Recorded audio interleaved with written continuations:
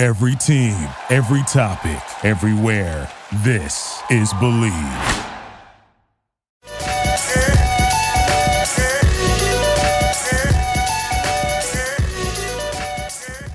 All right, party goers, welcome back to another amazing episode of Zero Dark Nerdy, the world's most notorious pop culture podcast.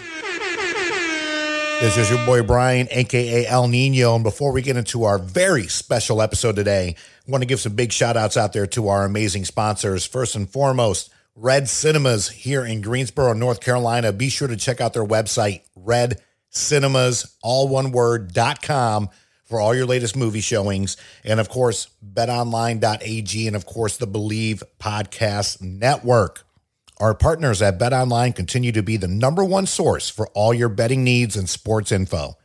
Find all the latest sports developments, including updated odds on the NBA playoffs, fights, and even next season futures. And don't forget that the Major League Baseball season is back as well. Who are you picking to win the World Series? BetOnline is your continued source for all your sports wagering needs, including live betting and your favorite Vegas casino and poker games.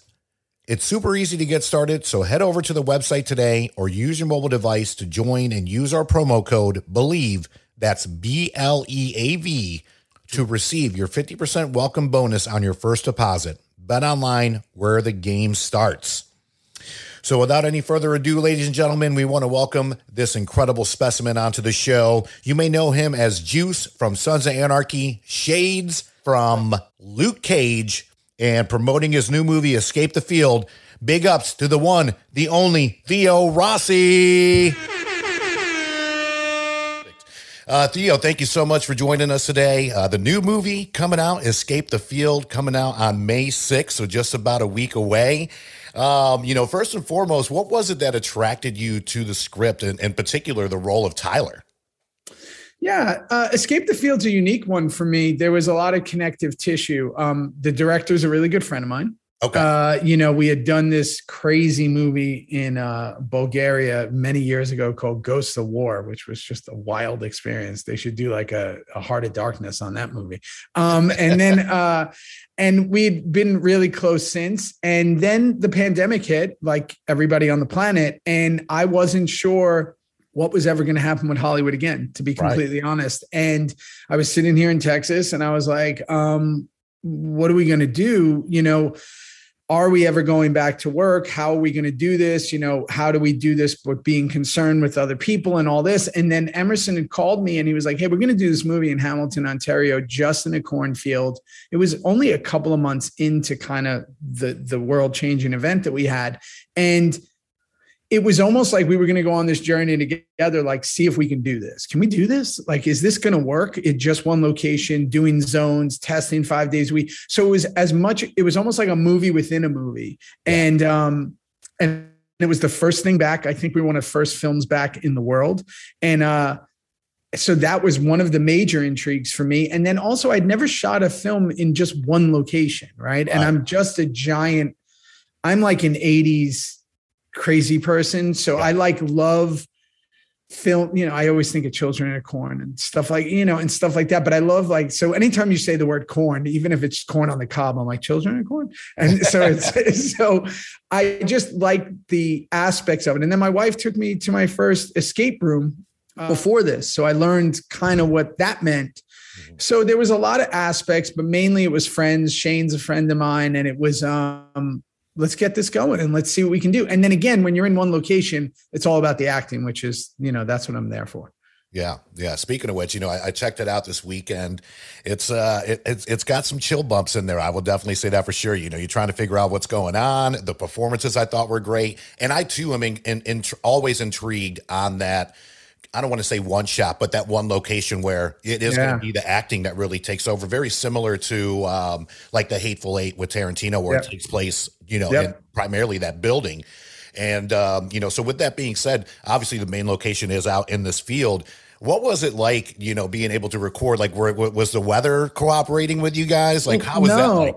No, nothing was cooperating. I mean, wow. One, we had about $4 to do the movie. So it's like, every day you're changing something where it's like, oh, we're not doing that scene. We can't do that scene, even though we're on one location. Yeah.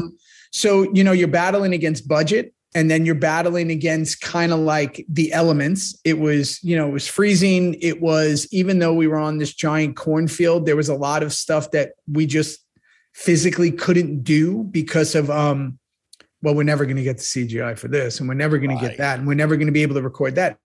So you're making concessions. And to be honest, I love doing films like that, because ultimately the game you're playing is like, you're going to hit or miss. Yeah. You're going to, it's going to work or it's not, or it's going to work for a good amount of the film and then it's not. And that's okay, because I think that's more important. Now, I've been on, films that have endless money and endless time. And to be honest, sometimes that's a cause for more mistakes and things going really wrong, right? Which we've seen a few films that are out right now that you're like, really, you made that movie for this much money and you got everything wrong? So it's like, there's positives and negatives. So I thought that it was just really interesting because we had to figure it out. And Emerson is such an efficient director. He storyboards every single thing. Okay. It's kind of like, hey, I want to do this, I want to do that. And then because of this situation, we were able to have all these weeks of rehearsal because we were in quarantine in the hotel. Right. So again, it was like we got to really get to know each other even more than we did. And we got to kind of figure things out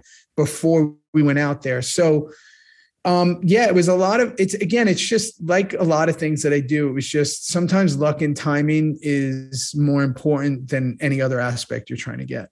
Gotcha. So as far as the inspiration from Tyler, one of my favorite characters, not just because it's you, but it's very cool. I mean, you're awesome. I'm a big fan. I'm geeking out over here. But very cool, level-headed. Is pretty much the voice of reason compared to the other characters on there. As far as inspiration for that, is that just kind of how you are in general? Was Emerson, did he play a part as far as, all right, here's the inspiration for the character? Like, tell me a little bit how you got that inspiration for Tyler. Yeah, one, I mean, for most of my career, I've played bad guys, right? Like bad villainous people with hearts, where it's like, it's kind of a bad guy, but I kind of still like him, right? Yeah. That's kind of what I've played. With Tyler, I kind of wanted to reverse it, where he's a good guy, but I don't want you to know that right away. You know what I mean? And that was like, how can I switch this? Mm-hmm. Where me being just me in general, you're going to be unsure of as when you see me, if you know anything that I've done before. Yeah. And I love that ambiguity in my characters. So with Tyler, what I loved is like, as we learn more about him, we learn that he's just like this father and he's this and he's that, and he's like this good guy. So would I say it's me? I don't know. I'm, I make this bold statement that says like, I don't exist, meaning like I exist within the characters I'm playing or what I'm doing. Like when I'm with my kids, I'm a father. And when I'm with my wife, I'm a husband. And when, my dog's right here, I'm whatever she needs me to be. So it's like, I don't know what I am. I'm all of these things. So with Tyler, it was just one of those moments where it's like, I got to really maybe do something that I've been doing a little more of, which is like maybe leaning more towards the goodness and not this, psychopathic killers that I play a lot of. Gotcha. And I know you just mentioned that Shane West is one of your good friends. How far do you guys go back? So we did forever. When did we do our first movie together? We did this crazy movie. I can't even remember. I do remember the name. It was called Stonehouse and they changed it to Red Sands. Okay. It was way back in the day. And then we used to live near each other when I used to live in LA, and, it was him and like Aaron Paul and like all these people. And we all just it was a different world, different time. It was early 2000s. And so we'd always stayed in touch. We'd always been friends, same agent, same everything, same publicist, same everything, just same world. Yeah. And when this came up, it was exciting because, I love him and he's just a good dude and he's solid and he's a kick-ass actor. And, I usually run like a feral cat from everything to do with Hollywood. But there are certain people that I definitely talk to. He's one of them. That's awesome. Just to, sidetrack just a little bit. Sure. I got to say your performance as Gene in True Story, outstanding. I mean, it was amazing. Now, there's no way to really get around it. I mean, you played that character to a T.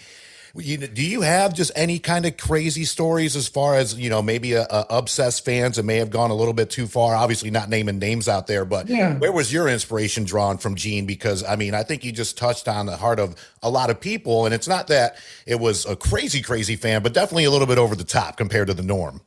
Yeah. Yeah, for sure.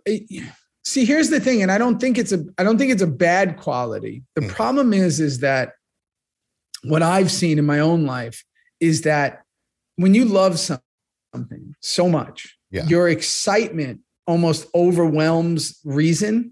Yeah. So it's like, when we were doing Sons is a great example. Like Sons was such an enormous thing, and it meant so much to people that there's a thing that you might create in your head that might not necessarily be true. Sure. So then when you're in a position like Gene was with Kid, all reason goes out the window. Right. It's just the story has been already created, lived out, told. It's not, I don't necessarily think it's a bad quality. It's just the way it is. It's what our way of entertainment facilitates, right? We believe certain things, or certain things mean so much to us. Like, me introducing my kids to the Goonies. The Goonies means so much to me as a film. It's bigger than the film. Yeah. Right. Yeah. And same with Sandlot. But when I met the guys from the Sandlot, I'm like, oh, cool. What's up? And we're all just hanging out, and you get past the moment quick. But there are people that can't get past the moment quick, where it's like, no, you don't understand. This is bigger than this. And with Gene, I think it was just, I was able to amplify a lot of the things that I've seen, and again, I don't think, because there was no harm, there was no, like, he was such a good person. Yeah. That it was like, that he just, it meant so much. And I think that that's why I'm a fan built person. If I didn't have, I started as an extra. If people weren't behind me the way they are, I wouldn't be here talking to you. So I was able to pull from both the good and I guess what society would consider the bad from my experiences. Gotcha. Before we wrap up real quick, I had a lot of fans want me to ask this. I know you probably can't, go too deep into it, but is there a chance that Shades might come back into the MCU? Yeah, that's really interesting. So there, we were getting ready to do season 3 before everything went down. Yeah. I had read season 3. Yeah. And Cheo and actually Charles, who show ran True Story and all that, all the people who were involved, the plan was always for Shades to die at the end of season 3. That was the plan. Okay. And something to do with his son, and very, in the canon of kind of the comics and all that. Obviously that all goes out the window. Yeah. Now with the return of Charlie and Daredevil, with the return of Kingpin, right? Right.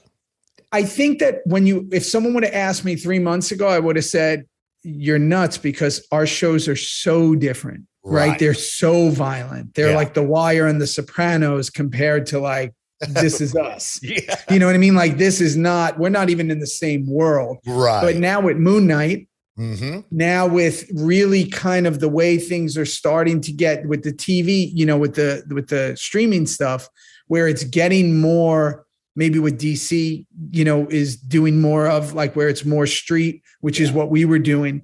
There's always talk. I'm still trying to figure out how we fit into this world, because the truth is, like John said, with the Punisher, with Frank, I think that you can't change them. No.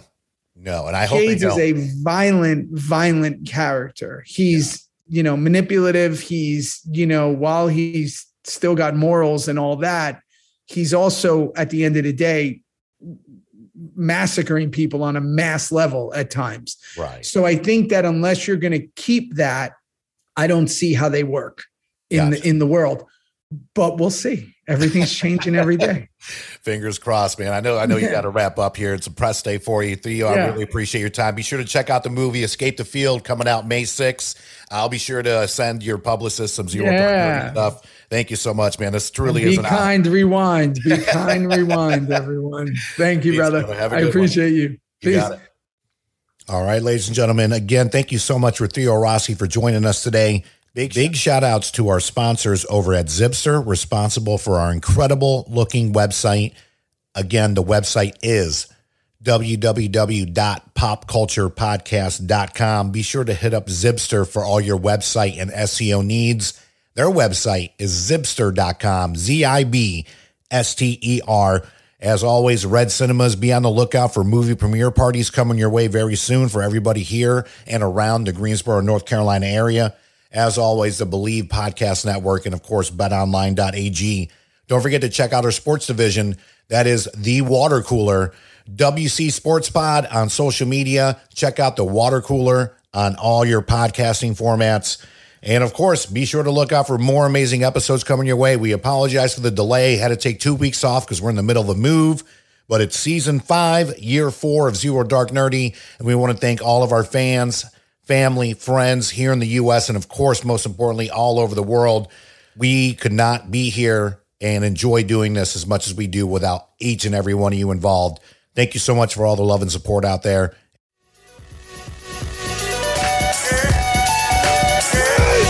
Yeah! Victory!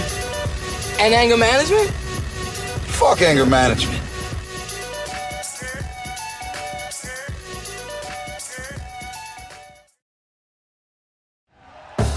Thank you for listening to Believe. You can show support to your host by subscribing to the show and giving us a 5-star rating on your preferred platform. Check us out at Believe.com and search for BLEAV on YouTube.